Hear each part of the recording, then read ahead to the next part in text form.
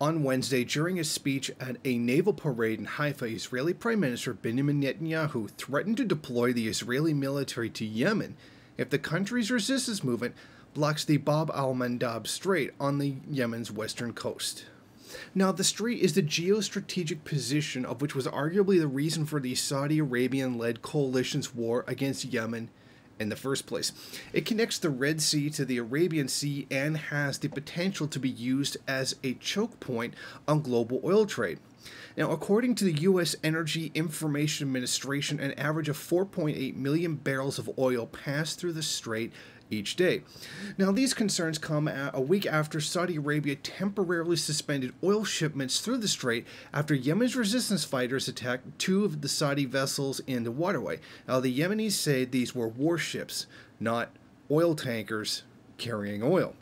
Now, the temporary suspension and the associated rise in oil prices could provoke an escalation in the conflict by spurring increased involvement from foreign powers seeking to assist the Saudi-led coalition in the 3-year-long conflict.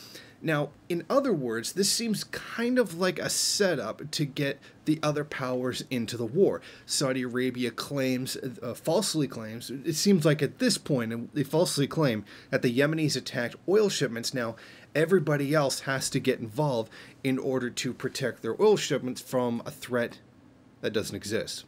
In other words, it seems very likely this is being used as an excuse to try to give justification for other countries to get involved in their war, since the Saudis have been largely unsuccessful at actually toppling the rebellion inside of Yemen.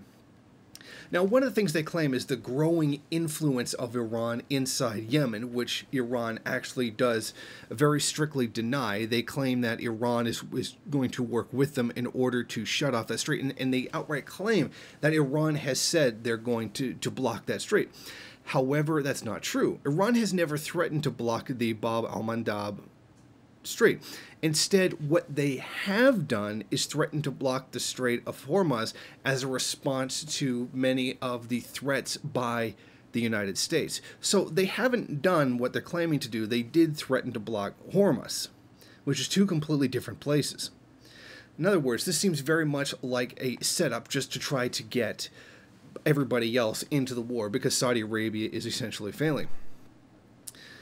Now, Iran never actually made that threat, so you can very clearly, there's no record anywhere of Iran having made that threat, so it's very clear that this is a straight-up lie by Saudi Arabia. Now, even the U.S. State Department has even admitted in leaked cables that the Houthis were not in Iran proxy. In other words, diplomatic cables that were going to different places, the U.S. essentially admits behind closed doors, yeah, one has nothing to do with the other. They're not an Iran proxy force, as many countries in this conflict are actually claiming.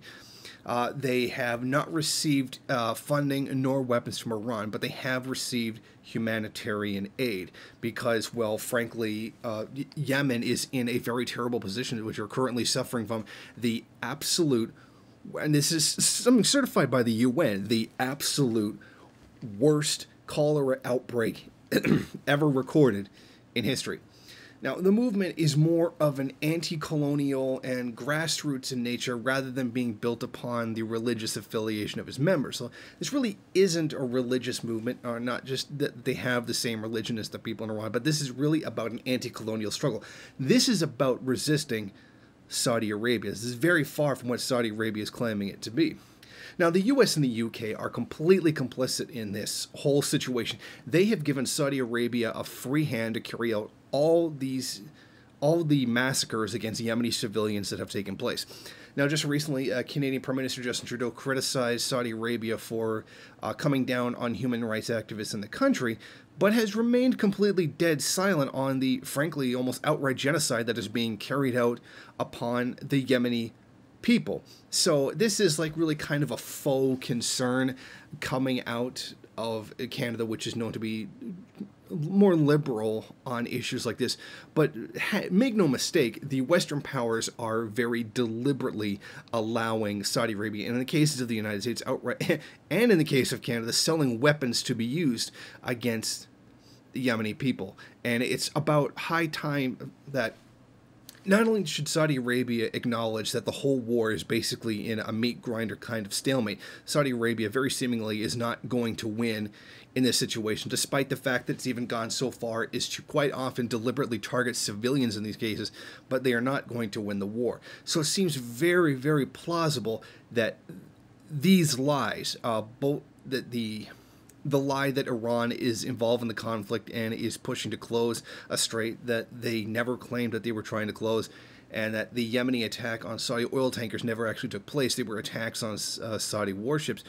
It seems very likely that these are lies designed to try to get the West on the side of Saudi Arabia to helpfully give a political cover to maybe the West sending in forces to try to help them, because the Saudi military right now is not doing a very good job on its own. Thank you for watching. If you like this program, then please head over to my Patreon page and set up a monthly donation. It's your donations that keep this program running. Also, if you would like, please rate, comment, subscribe, and share in various social media.